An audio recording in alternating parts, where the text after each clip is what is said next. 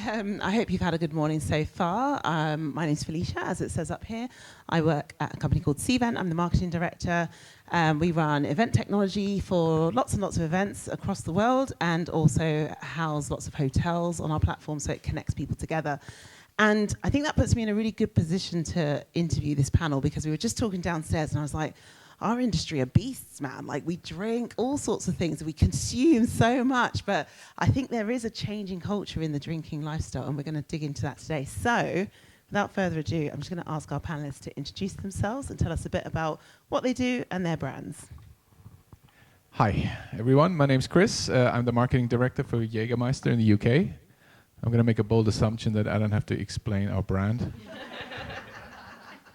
Excellent. Thank you for your business. We really appreciate it. Wellness, right? Wellness, yes. Well, it is actually, we'll get to that, but it's made from 56 natural ingredients, okay? So all botanicals. It is actually, if you make a choice for choiceful drinking, that is actually, it's a good choice. Yes, so we distribute Jägermeister in the UK. We also distribute Terramana Tequila, which we launched last year. I don't know if you know Terramana. It's The Rock's tequila. Also a phenomenal product. And we have a gin called Gin Sul, which is also very nice. But yeah, our namesake brand is Jägermeister. Thank you. Hi everyone, I'm Olivia. I'm the marketing lead for Liquid IV at Unilever. And for those that don't know, Liquid IV is a powdered hydration supplement. Mix it with water and you will be hydrated. So it really helps you replenish the electrolytes lost, and it contains 7 vitamins and minerals. So it's a lifestyle brand, but we are positioned within the wellness category. Brilliant. And Alex. Hi. I'm Alex. I'm from Carlsberg, Britvic, and I head up marketing for the incubator.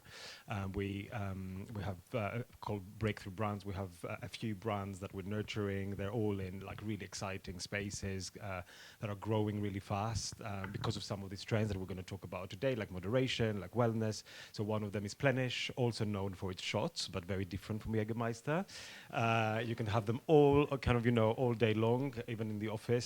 Aqua Libra, a hydration brand, Jimmy's, a RTD coffee brand, and London Essence, an adult socializing brand. Awesome. Thank you so much for that. Just to level set us, and the way I said I was looking at this panel is kind of like you're on one end of the spectrum, which is, we indulge sometimes. I see Alex somewhere in the middle, soft drinks, leaning into wellness. And then Olivia giving us that real wellness and hydration, that whole lifestyle change.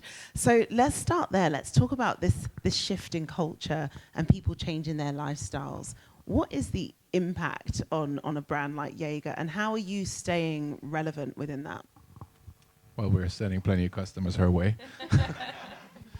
No, it's a good question. So we see a massive change in how nightlife has evolved over the past few years. It was driven or amplified by COVID, but it happened before, and it has gone on since. If we look at how the UK nightlife industry is structured, for example, we see a massive shift. For instance, nightclubs, we have seen a reduction of over a third in the last few years alone. 1 in 3 nightclubs had to close in the UK. And that means that a massive part of nightlife culture has been taken out of society. Nightclubs play a hugely important role. For many people, it's, they have like this safe space where they can really be themselves. They meet their friends. They just, forget about their day-to-day life. And if they don't have this opportunity to do this anymore, that really is a huge loss. We also see that consumers altogether drink less alcohol. So there are fewer consumers that choose to drink alcohol. Now, obviously, the market for us is the people who make the choice to drink alcohol. And then we try to say, okay, we're the brand that you hopefully should choose. So there's an impact on that. But I think for us, the important thing is that there is still a huge market out there, right? People still go out. It is, in spite of all the current cost of living crisis, it is still the last luxury that people want to compromise on. So when you ask them, okay, what's the last thing that you want to save money on? It's going to a restaurant, going to the pub, going to a bar. That's the last thing I'm willing to give up. Yeah, absolutely. And just thinking about that decline, like, we work in events. One of the biggest things that has risen recently is, sobriety, and people wanting to attend events, have a great time, but do it in a way that, maybe they don't have to feel like they have to drink. But when you offer them, I was just saying, when you offer them a Coke, you say, you don't want to drink alcohol, have a Coke. It's like massive offense. So it's like, what? Why are you just offering me a soft drink? Like, do I look like a child? And I'm just thinking, oh gosh, we've got to find the right balance. But how do we balance that? What can we be offering people as alternatives if they do still want to have a good time, but maybe don't want the Jaeger? You can offer Pepsi. We do. We do Pepsi. So I think absolutely right. So the two big shifts that we have seen actually is it's a culture that has moved from excess to intention. So people still want to go out, but they want to go out and drink on their own terms. The second thing that we have seen, and it's especially impacting brands and how we think about brands like London Essence, which is kind of the premium end of socializing, is that if 5-10 years ago you were designing an experience, a branded experience or a party, you would on the premium end of the market, you would think about things like a really tight guest list, a dress code. Mm-hmm. You would go somewhere, you would see people that look exactly like you, and now it's all about inclusivity. So premium means authentic now, and that's kind of a massive shift that we have seen. And moderation actually has fueled part of that shift, because it's now okay to be different and to be kind of like different things, and still be able to have fun and not have an alcoholic drink. So yeah, I would say that these are the two things that we're really mindful of when we think about the categories, the kind of the intention and the inclusivity that you need to deliver for consumers. Makes sense. And when I then think about hydration, so here's where my brain is thinking. I'm thinking, okay, I want to go out, everything you've just said, inclusive nights out and things like that. Honestly, when I think about hydration, I think about the gym. I don't know why, but I think about wellness and fitness and the gym life, and I really don't associate that with going out. But is that wrong? No, that is the entry point. Hydration is that moment where you sweat and you lose those salts. So this is where electrolytes come in to replenish you. But in terms of Liquid IV, we've strategically positioned ourselves as a lifestyle brand because everyone needs hydration. 80% of the UK don't drink enough water. So hands up if you feel like you don't drink enough water. There. There you go. Answers my point there. So, and obviously wellness routine looks different for everyone, whether you like to go on walks, whether you are an avid, gym goer, whether you want to just feel good before you actually have a night out. This is where we come in. We're supporting you as you seek your life's adventures. If you want to go to a club and have like a Jaeger one, but you want to prep and make sure you're ready and just feel hydrated before, it's just more about supporting you on your journey of wellness and what that looks like for you. And that's the position that hydration, comes in. So we're not competing with alcohol brands. We're actually, complementing as people are trying to seek better lifestyle changes for themselves, specifically as COVID has completely, expedited that. Yeah. And do you feel like? Oh, sorry, you're going to say something. Yeah, I was just going to say that because hydration is actually very important when you go out. So we actively encourage our consumers that after every alcoholic beverage, you drink a non-alcoholic beverage, ideally water, just to make sure you do stay hydrated through the night. You're going to have a better night. You're going to remember more of it. Yeah. And you're going to feel a lot better the next day. So I think we're on the same side here. I feel like we should have had samples so we could hydrate and then take a shot, just to see how it goes. Okay. All right. There's a bar back there. I can see it from here. So thinking about that, if you think about, we're talking about these lifestyle changes. I know that you said that, the last thing people want to give up is that happy moment. You've been at work all day. I know I look forward to my concerts. I know people look forward to their festivals. There's a big festival culture on the rise at the moment. Olivia, I'll start back with you. How does that play? Are you taking an opportunistic moment knowing that, hey, people are looking for this lifestyle and whatnot, so we'll go to those festivals and we'll be part of that? No, honestly, we're just democratizing what wellness is today. As you said, when you think about hydration, you think of the gym, but that's not everyone's lifestyle, right? And also the Gen Z audience, they're not always at the gym, but they're out partying and they're, exercising. They're at Glastonbury, and how many steps can you do a day? 20 to 30,000. It's insane, and you need hydration to help you along the way. So for us, we're a product.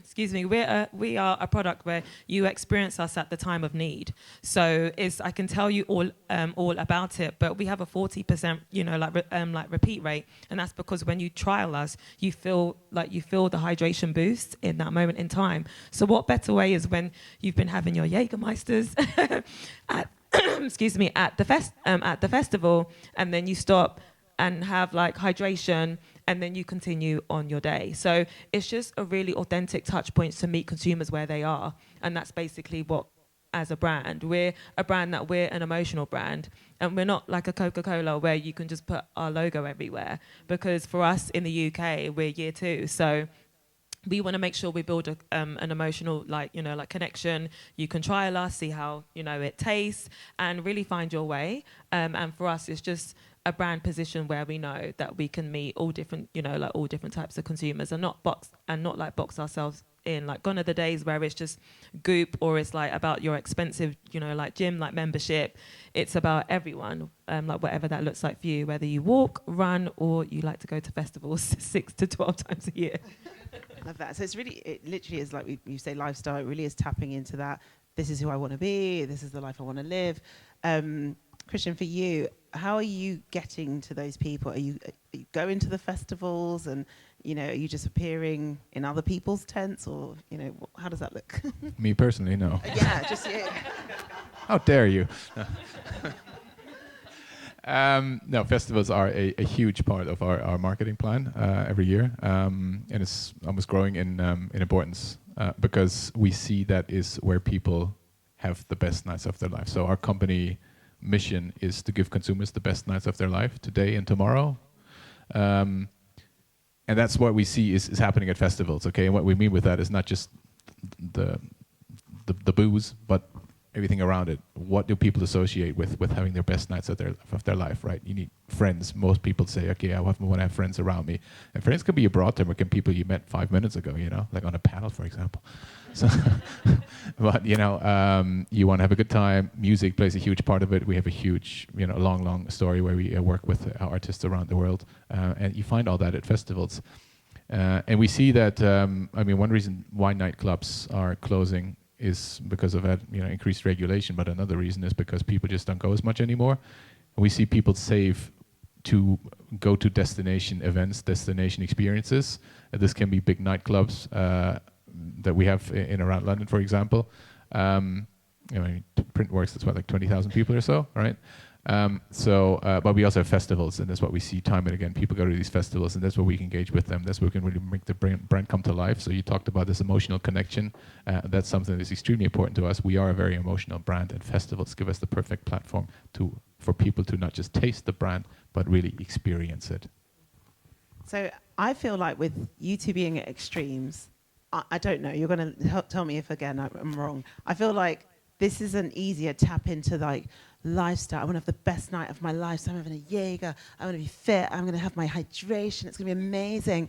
But when I think about Pepsi, I don't know. In the 80s and 90s, there was definitely a lot of Spice Girl love around things like that. But now, how are you positioning yourselves in amongst these lifestyles and things like that? And if we could stick to the non-wellness part of because I know you look after multiple brands. So what about just the stock standard? Yeah, no, I was actually going to say just a quick thing on festivals, because festivals, if you think about it, is like a modern ritual that is not, when, we talked about festivals here, about music festivals, but actually there's festivals in every part of every culture. Whether you think about wellness, whether you think about coffee, actually, a couple of weeks ago, we were around the corner at the London Coffee Festival, and coffee is such a massive culture. If you think about, how many people love and want to celebrate coffee, and we were there with our brand Plenish.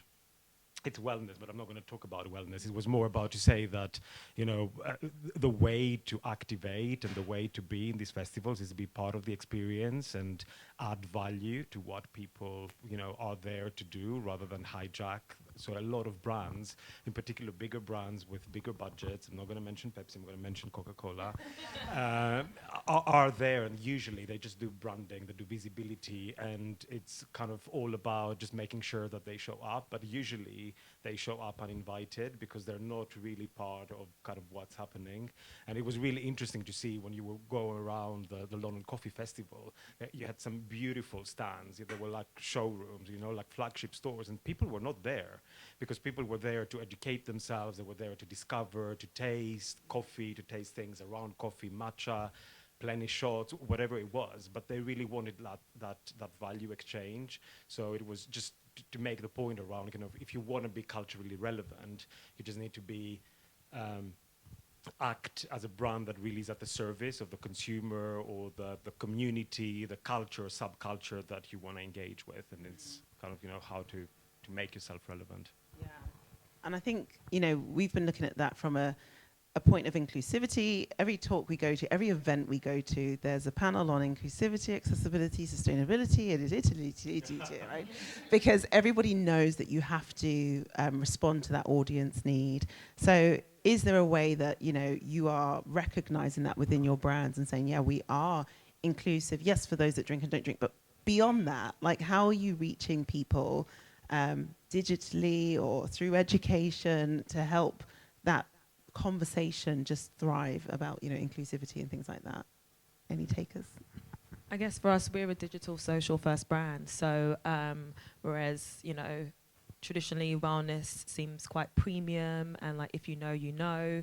For us, we're across retailers, but we're online, we're on social. We also launched on TikTok Shop, and that was a strategic decision to really tap into the younger audience. And that was quite interesting because even from an MPD point of view, there's certain flavors that our younger audiences really like compared to other target audiences. So for us, that's really interesting and just shows how like democratizing wellness is important because there is something for everyone, and just make sure we have that offline to online connection.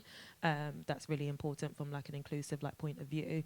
That's what I would say. Additional question to that: did you choose to appear on TikTok Shop because of the younger demographic, or is that just a channel that is bursting at the moment and people should be considering that? It's a bit of both. You want to meet consumers where they are today, and when we talk about cultural relevance, it's like you don't just want to be a follower, because after a while, like, consumers will realize that you're not really being as authentic as you say you are.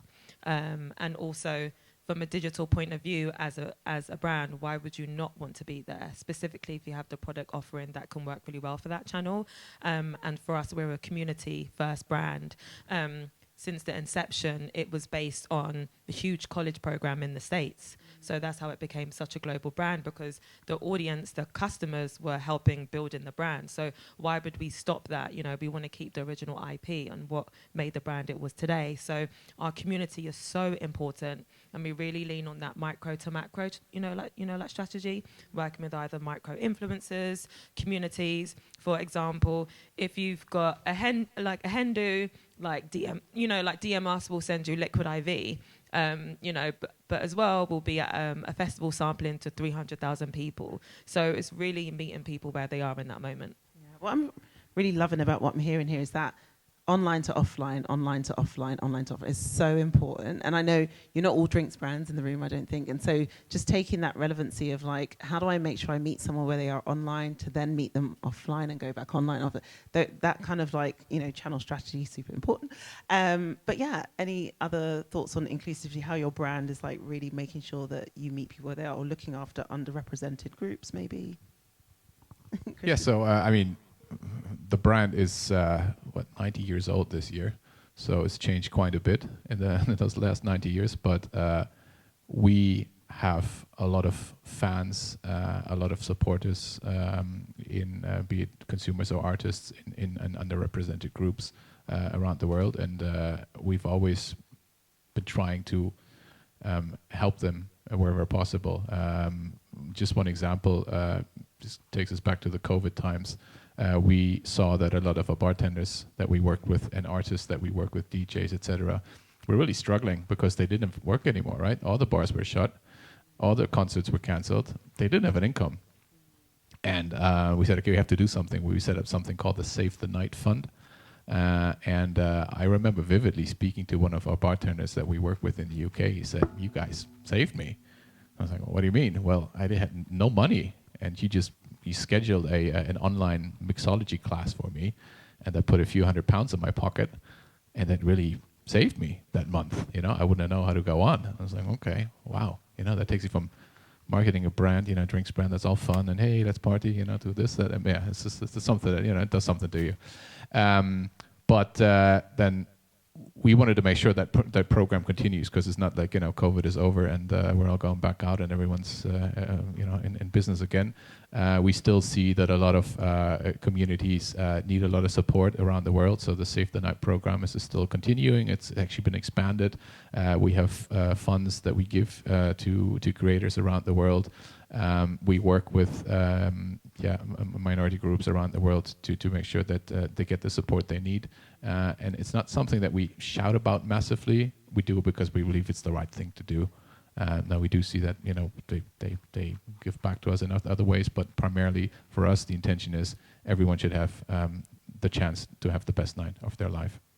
Even the people hosting the night, amazing. And I was just going to build on this point, because I think when you think about inclusivity, it's not just thinking about like different consumer groups, it's also thinking about everyone that makes the experience happen. So one of the things that we're seeing from a London Essence perspective in the hospitality space is that the hospitality industry is in crisis because people that work in hospitality don't really see this as a career. So they come and go, they're not kind of, learning on the job, they don't have an aspiration to kind of, become the bar manager or kind of, be the bar owner. And we've done a lot actually to help them to educate them and also help with visibility. So one of the things that we have been running is a program called Guest Shifts, and it's all about kind of, taking the bartender kind of out of their bar where they see only like a select group of people and bring them to festivals, bring them to other people's bars, bring them to trade shows, and really kind of get them out and get other people to experience what they have to offer, but they can also show off their skills. So it's just kind of thinking about inclusivity in a very inclusive way, kind of, I love that. We had a panel a couple of years ago, and Fred Sidier, from First Dates and whatnot. I don't know what he's doing these days. He's doing all sorts of things. But he was saying that in France, that is a career. When you go in and learn how to become a prep, chef, it's because you're trying to run the restaurant one day, whereas it's actually in the UK, we have a massive issue of like, these are not careers, I'm just a bartender, this is not a career, I'm just an hospitality now, and just throw it away. And actually, I think building that education, that legacy, and having a long-lasting impact will mean that there are like these experts that rise up and out and can maybe start something of their own and then have cultural impact and whatnot. So it's really important work that you're all doing. And before, I'm just going to ask a couple more questions before I over to the audience, but on that shift to legacy and impact, when we talk about things like sustainability, think about a can, you open it, throw it away. Is it getting recycled? We don't know. But I think companies have more responsibility these days to show sustainability all the way through the culture of the company. Is that something your businesses are tapping into and can help with what we're trying to do here? You're all nodding, so I know you've all got something to say. Go for it. Yeah, impact is a part of Liquid IV. We're partnering with WaterAid, and since the inception of the brand, the original founders in the US, every Liquid IV stick they sold, they would give a stick away to other like communities that need like clean water. So clean water access is something that we support. For us in the UK, we have that luxury and privilege, but as well, it's just about not just speaking to our consumers, but how can we help other communities that need clean access. So it's something that we do. Yeah. Oh, there we go. Alex. I was just gonna add to this, because hydration, we did say that hydration is something that most people don't do enough, but actually everybody does it. So it's like the most consumed drink is water. So sustainability needs to start there. And the way that we look at it is that sustainability is responsibility, is not kind of a benefit or kind of an added key selling point in what we do. So one of the things that we do with a hydration brand that I look after called Aqua Libra is we have these really sustainable, innovative flavor taps, and we've been working a lot with workplace, with hospitality to actually draw people back in. So if you think about what happened after COVID, a lot of people were working back from home. There's an element of wellness in that. You can go and you can do your gym in the morning. You can enjoy your lunch, maybe with your family, pick up your kids. some people apparently are having little naps, power naps throughout the day. So it's quite difficult for the workplace to compete with that and bring people back into the workplace. So we see hydration as a benefit. You know, the hydration and like adding flavor to hydration, adding function is the benefit. But you need to deliver this in the most sustainable way. You know, beyond the bottle, beyond the can, beyond the plastic. So it's it's just kind of, you know, a hygiene factor and a responsibility for every brand, but in particular drinks brands. I talked about our mission, the best nights of your life, and then we added today and tomorrow because we want to make sure that that is something that future generations can also enjoy. So there's someone claimed coined the hashtag, if there's no planet, there's no party. So we have a vested interest in that. But I think we want to make sure that we view sustainability holistically. So there's obviously the production element, but there's we have like these three pillars. One is produce, one is work, and one is celebrate. Now the celebrate element we already talked about, the whole Save the Night initiative and enabling people to still enjoy their best nights in future generations. But when it comes to the other ones, work and especially production, now we have 56 different botanicals that we source around the world. Currently, it's not possible to source all of them in an organic fashion, but we are, I think, over 40 at the moment and growing. We make sure that our waste from our production is being recycled, and 99.9% of that is. And we're auditing ourselves, so we get external auditors come in who audit hundreds of thousands of companies. And I think last year we managed to be in the top 17, which is an incredible achievement in just a few years. And this all comes from the family that owned the company. So Jägermeister has been in the hands of the same family since it was founded in 1878. And they have a strong tie to agriculture. So they really want to live in harmony with nature. And that's something that is, trust me, very important to them.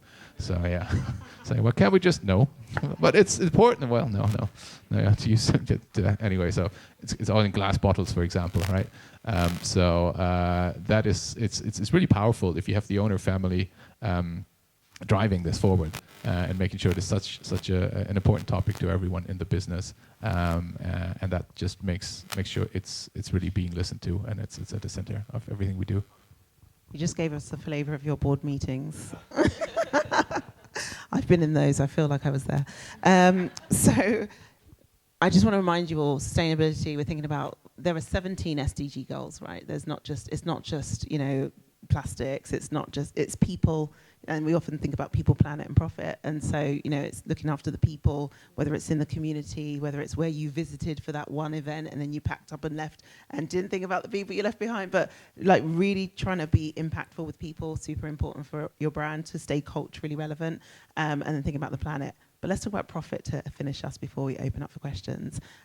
How do you measure success of cultural relevance? You could say, we sold more. Maybe that is it. But are there any other ways of measuring we are relevant, this is working, we're doing the right things, we're on the right path? Because I don't know, it feels a bit like intangible. But maybe there is a way, let us know. Yeah, it's a hard one because it's evolving, right? And I think cultural relevance, that terminology itself is quite nuanced depending on what your objective is. For us as a brand, it's our audience, it's our community. So for us, the comments is so important because those are our consumers, those are communities, they're our loyal customers, they're, those are the people that really are advocating for us. So for us, social is a great metric for us to define how cultural relevant we are as well. Social, it's just a big anchor for us because for us, we don't want to be a brand that just follows trends. We actually want to create trends and be ownable in moments that matter. For us specifically as we lean into music, exercise, lifestyle. So it's not just in one moment, but for us, social is a great channel for us to measure our impact in culture. Specifically, you experience us as a brand and you see that content live on our channel. So that's what I would say. Yeah, I agree. And I was going to say that, if you need a dashboard full of KPIs to know if you're culturally relevant, most probably it means that you're not. Good point. Because I think it's important to explain why for a brand and people like us that are brand builders, cultural relevance is important. Because I think to make your brand culturally relevant is to make your brand easy to love. And for me, the kind of, the ultimate KPI of success in brand building is to get people to love your brand. So, our PR agency is here today, and, one of the briefs that I've given them on Plenish is I want this brand to be the most loved brand by nutritionists. We know there's a massive element of health and wellness, and people are looking for advice on social, and they often follow people like nutritionists to get that advice. So I want to make sure that our product is recommended by every single nutritionist. And when you look for that evidence, that proof online, it exists now. And having that moment where someone, it can happen, in a structured way, because we've started working with nutritionists, a really long time ago. Emily English, who you might know, is kind of, the most followed nutritionist in the UK, maybe in the world, is our chief nutrition officer, and she's been working with the brand for many years. But actually, that love becomes organic, and it spreads like wildfire really quickly. So that was going to be my kind of, my view on this, that culture, you need to look for that brand love, and it can be through, the recommendations, through social, through the reviews that you get online or offline, the feedback that you get in festivals, wherever you show up as a brand. That's what you should look for. Yeah, absolutely. I think it's a tricky one, especially when you talk about an emotional connection with consumers. I always try to explain to our board when they fly in. It's like, well, how much in love are you? Is it 25%? Is it 73%? Because that's probably the strongest sentiment you have in the world, right? And you're not going to tell your wife, honey, tonight it's 72.6, I think, But, so no, you either are or you aren't, right? And for us, we invest, as I said, a lot in festivals. Yes, we can track how many people we have. We can at the event, we can see how many drinks we serve there. We can see how many posts we get with our activation in the background. But when you step into our little activation, which is basically resembling a mini nightclub and a UK festival, when you step in there after 5 seconds, if you've just wasted a colossal amount of money or if it's been worth it. And when you have the biggest acts in the world playing at some of the biggest festivals in the UK, and all these people stay in your little tent there, right, which hosts 200 people or so, and they're staying there, and you come back 2 hours later, and still the same people are there and still dancing. You're thinking, okay, I think we've done something right here. They're still here. They're still liking it. And that, I think, is important to measure. However, I will say you obviously need to track, all the other equity metrics. I think social is a fantastic indicator on that. But also, and that's something that I, frequently remind my team of. If in the end you don't turn a profit, then you haven't done your job right. Because ultimately, that's what we're in the business for. Everything else, though, is extremely important to get to that final point. I would just want to add, I was just thinking off the back of what you were saying, like cultural relevance takes time as well. So I think as a brand, we have to be cognizant of that. And as you said, like brand love, like what's enough time for them to fall in love, and something my VB always asks me, like, Olivia, is it cool? And it's just like, it's something you feel and experience, but once you feel that way, you're like bought in. And yeah, so I just think something we have to be aware of is like the time measurement that we're putting on what cultural relevance, because it's changing specifically in the world that's so fast paced now. So a brand, we have to be quick and fast, but also allow enough time for it to live. Love that wrap up. Are there any B2B marketers in the room, or is it mostly B2C? Oh, sweet, just like me. Hey, here we are. Everyone else in the room is like, yeah, I totally get it. And I'm like, how can I apply this to like a board who's trying to make technology decisions? But I think I want to summarize by saying, like, I've heard a lot about people, community, culture. That is what culture's built on. It's built on people and passion and love for it and meeting them in the moment and all of that. And I think that is relevant whether it is B2C or B2B. So for my little B2B ones, I just wanted to give you a little something. What can I take from this? We are still marketing to people at the end of the day and tapping into what they need at that time. Maybe they don't go to the gym, but they need to be hydrated because they've come back from the nightclub where they had their Jäger and they needed to have the best night of their life to get away from the world. But they were at work with the tap, full of flavoured water, and meeting them in each of their life moments. Don't you like how I did that? I pulled you all together. Amazing. Well done. Wonderful. Awesome. So with that, I'm going to say thank you and open up for questions. Love it. Right, open the floor. Some questions. Yes. That was brilliant. Loved it. I look at the title of this and think about brands shaping culture and everything that you shared with us today. I want to flip that and I want to understand how culture shapes your brand and how you continue to understand what is driving your audiences and what is driving your future audiences. Yeah, I completely agree. I think if we feel that we can shape culture, I think we're taking ourselves way too seriously as brands. I mean, consumers, they don't care about anything we do, right? They have a life to get on with. So we just have to make sure that we have a little bit a part of that we can be there at the right moment when they make their decision. And back to the point we just made, that's not just at the purchase decision, that is a long time before that. And there's a famous quote from, I don't know who it was, maybe someone remembers someone, who bought an Aston Martin and told his friend about it. And he said, well, fantastic, congratulations. He was, 65 or so. Why did you buy that car? Well, it was because of an ad I saw. Oh, fantastic, I didn't know ads worked like that. Well, there's an ad I saw when I was 16. So that's long-term brand building for you. And I think that's certainly the case for B2B marketing as much as it is for B2C marketing. I think it is important, though, that we stay on top of what drives consumers, and that is probably culture. So this notion of being consumer-centric is extremely important, and for that, immerse yourself in their life. Go out, and for us, we need to be in the bars. We need to go out with our sales reps. We need to go to nightclubs. We need to go to festivals and just, like David Attenborough, observe them in the wild. And that's when you can understand, and that's something, it's so much more important. And I'm assuming it's the same for you. If you spend some time with your sales reps out in the field, after a day like that, you learn a lot more than reading 200 slides. I'll just add to that, the kind of, making the distinction between a trend and culture. Because I think, trend is something that can shape culture, but culture is what sticks. So if we take the example of moderation, I would say that moderation is a trend.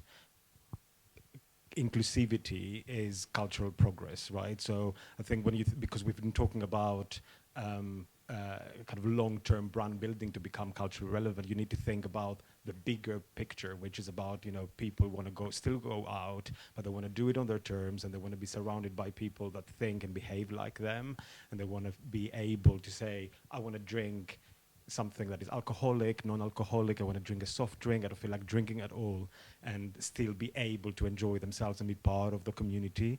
So if you think about how I can tap into that movement and that cultural shift that is happening around inclusivity, rather than saying I'm going to throw a sober party once, I think then this is how you can really make an impact over time. Yeah, the only thing I would add is what's really important for us is aligning ourselves with tastemakers, because they're the one that actually cultivate and move cultural trends forward. And sometimes when we see a trend, we know we're already late.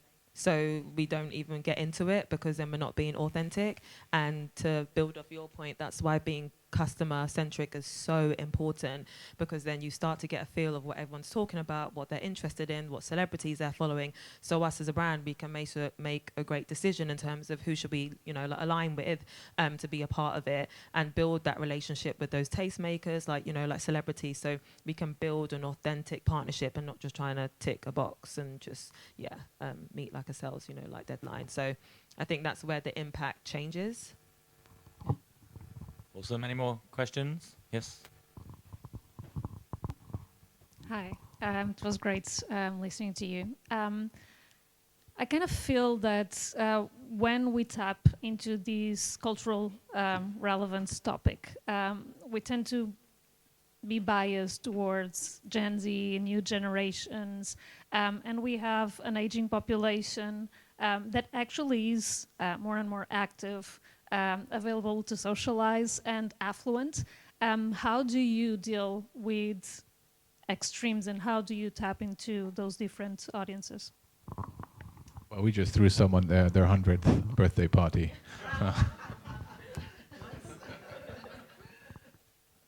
Sorry, if you guys want to go first. I don't want For us, as I mentioned before, we're like democratizing wellness. So it's not just about the young audiences. They're just a great indicator in terms of where the future is going, right? So talk about cultural relevance. They do play an important role in terms of other like demographics as well. Like everyone's online. So it's not just them anyway. So when I say tastemakers, communities, that's speaking to different types of audiences, different people that have like different like interests.